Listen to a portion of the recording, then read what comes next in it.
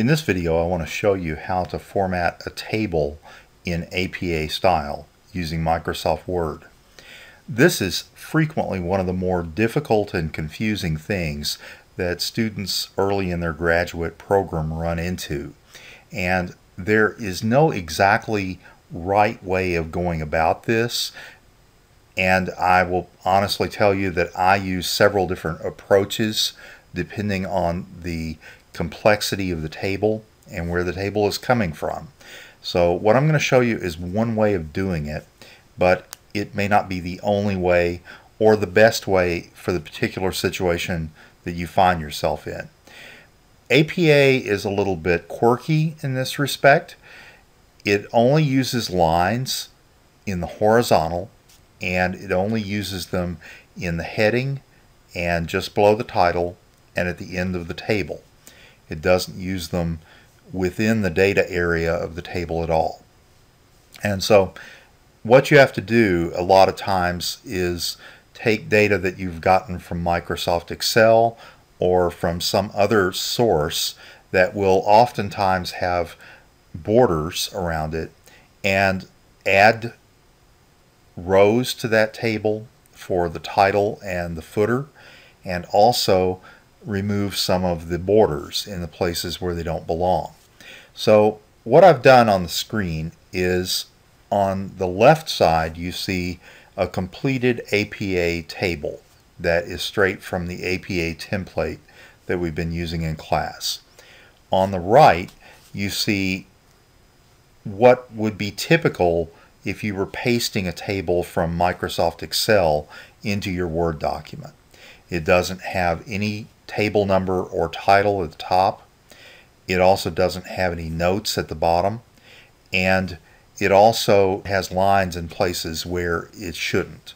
And so what I'm going to walk through now with you is the process of getting rid of some of the lines and formatting the table. So what I want to do now is show you how to get rid of some of the lines that you don't need and to format the table correctly with a title at the top and notes at the bottom.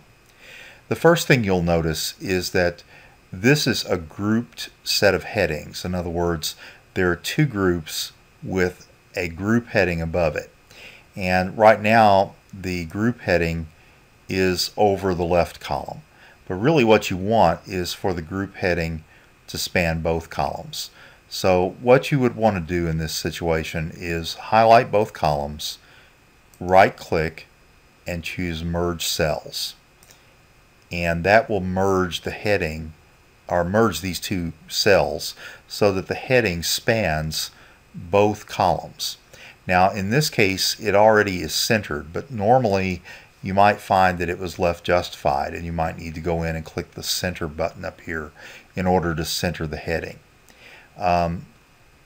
Okay, the next thing is we don't have a title row at the top. If you go over here and you notice how the cursor changes into an arrow when you get near the left side of the table, but you're still within the cell. If you double click when that arrow is there, instead of if you're out here and you click, it just highlights the cell or puts you into that cell. But if you go over here and you double click when it's an arrow, it will actually highlight the entire row. Then if you right click and you choose insert, you'll see insert rows above, which is what we want to do. So we're going to click there and it inserts a row above, which we're going to make into the title here in just a second. Now we've got two cells here and we want a title that spans the entire table. So we're going to right click, merge cells, and now we have a title, a cell that spans the entire table from the leftmost cell to the rightmost cell. So at this point all we need to do, looks like it's centered, so we need to left justify it. That's the first thing, and we'll type in table 1, and then normally you would just press enter, and if you do, sometimes that'll work fine, sometimes it won't. Sometimes it'll pad a little bit, it'll put some extra padding between the rows. So what I would suggest is hold down the shift key and press enter. And what that does is that's a special kind of carriage return that eliminates the padding that occurs between paragraphs. So that's just a hint for you there. And we'll type in sample example of a table, period. Now, the other thing that we see down here is this has a note at the bottom. So we have to go to the bottom of the table, make sure again we've got that little arrow, double click to highlight the row, right click, insert, and this time we're going to insert a row below the last row, and that'll put it down here. Okay, we double click here because we've got 3 cells, as you can see. We've got 1, 2, 3, and we want this to all span. So we're going to double click, right click, and then choose merge cells here as well. Now we don't have to go and change this from center to left justified because this time it's already left justified. So now we just type in our note. Oops. Okay, and then you'll notice that the word note in APA style and the period after it are italicized. And APA does use a period instead of a colon in that particular situation. So now you can begin to see that we've got all the data in here that matches our table on the left. But we still have our lines that we really don't want. Now, there's multiple ways you could go about this. One thing that you could do is you could highlight the entire table by going up here to this little plus sign in the corner, clicking on it, and it highlights the entire table. You can then go to the borders and choose no border, and you'll see that they disappear. And now you don't have any borders. The problem with doing this is that the table becomes very hard to work on when you can't see the borders. And so what I typically like to do is leave the borders and in place and then take them out. And that way it allows me to see where the cells are. So I'm going to, instead of right clicking this time, I'm going to go to the Design tab that appears up the top. This will only be visible when you have selected something inside a table. So in other words, if I click out here, you'll notice that there is no Design tab at the top. But as soon as I click on the table, the Design tab appears. And you'll see that there's a border over here that you can choose. And what I'm going to do is I'm going to select just this top row. In this case, we want to get rid of the sides and the top, but leave the bottom. So I'm going to go right here, and I'm just going to click on the borders that we want to get rid of. And this is these buttons are all toggle buttons. So if they're blue, that means it's already selected. You can see the border. If it's not on, it means that it's not selected. You can't see the border. So if you wanted to turn off the bottom border, which is already blue, you click on it and it'll go away. There won't be a border. Click on it again, there will be a border. Okay, so we're going to do the same thing with the next row.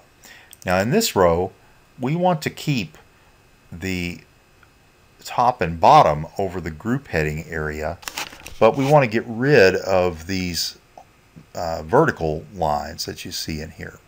So we'll go in and we'll uncheck the left and the right, but we also want to uncheck inside vertical border to get rid of it. Now, column heading right here is going to be a little different because we want to keep the vertical or the horizontal line here, but not here. So we're going to click just in this cell. Instead of double clicking when we're out here, we're just going to single click. That way we just highlight that one cell. So we go here, we get rid of the top and the left, and now you can see that we're down to just having this vertical or horizontal line under the group heading.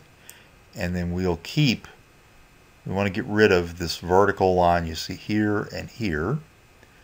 So we will uncheck those. And now you see that we're beginning to get our lines the way we want them.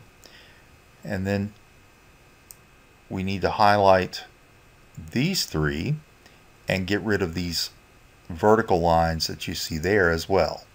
So we'll uncheck left and right, and we'll also check inside vertical. But in this particular case, we still have lines between each line of the body.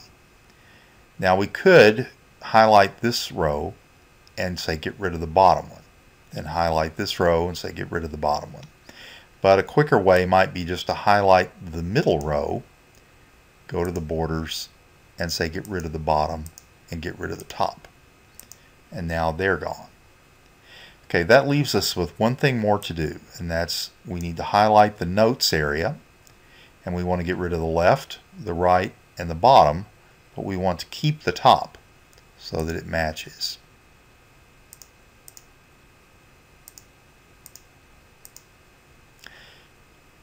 Okay, and now we have a table that is formatted in APA style and ready to use.